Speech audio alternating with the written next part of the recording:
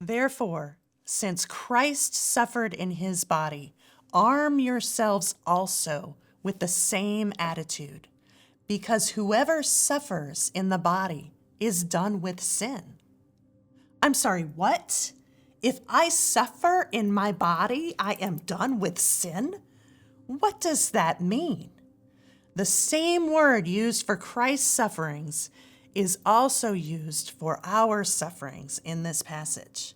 This aligns with Philippians 3:10 in that we share with his sufferings and we become like him. Suffering tends to burn away every frivolous thing. Our extravagant wants and desires become nothing in the face of suffering. The important questions, who God is and who we are, rise to the surface. What do we believe about God? Do we trust him? Is he good? I think sin pales in comparison to the presence of Christ that we can only know in suffering. Christ suffered in his body for the joy set before him, Hebrews 12:2. We want joy, but are we willing to suffer for it? Not for happiness or the comfort of circumstances. Joy is without circumstance, without occasion. Joy is recognizing our suffering in the light of eternity is fleeting, mild, and short. Peter goes on to say that the life change that occurs when we come to know Christ can be shocking to those who knew us BC, before Christ. We are not better. In fact, we are dead. Well, dead to sin, dead to flesh, dead to anything that wants to take the throne of our life, dead to self. The people around us may mourn our death.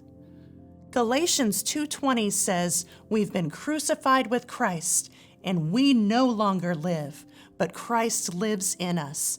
The life we now live in the body, we live by faith in the Son of God, who loved us and gave himself for us. Living, eternal living, starts when we die to the bondage of our sin, and our incredible debt is paid in full. This living, that Christ would take residence in me, that the Holy Spirit would teach and guide me, that the Father would allow me to participate in his will on earth.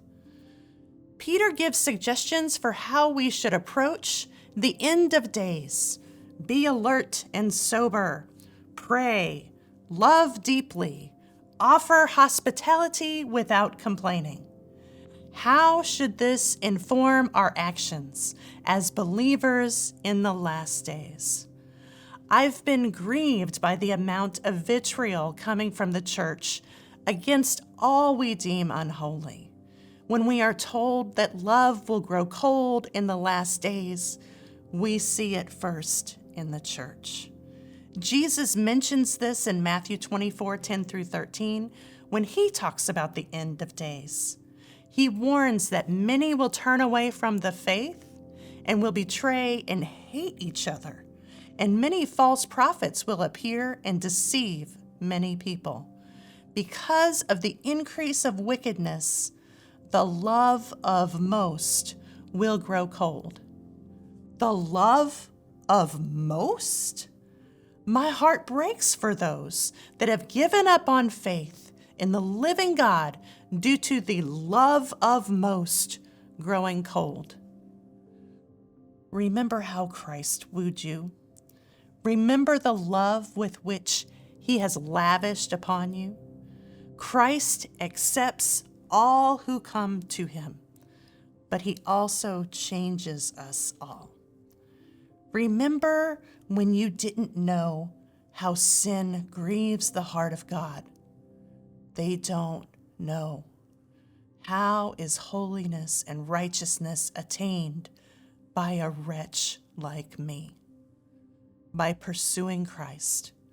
The Holy Spirit is faithful to discipline and admonish. If I remain in his presence, the refiner's fire is effective. This fire does not come from posting angry comments on social media. Be careful what you post when you represent the Creator. Your life, your words, your posts should be filled with compassion, gentleness, kindness, and humility. In this way, we are set apart, not set above. God does not show favoritism. When did we become so angry, so offended by the things of the world, as if they had any clue how much the Lord loves them, or any clue how to live in holiness? Also in 1 Peter 4:11, we are encouraged to use our gifts, our God-given gifts, to be stewards of God's grace. Anything that we do, speak, give, serve, do so in the strength God provides.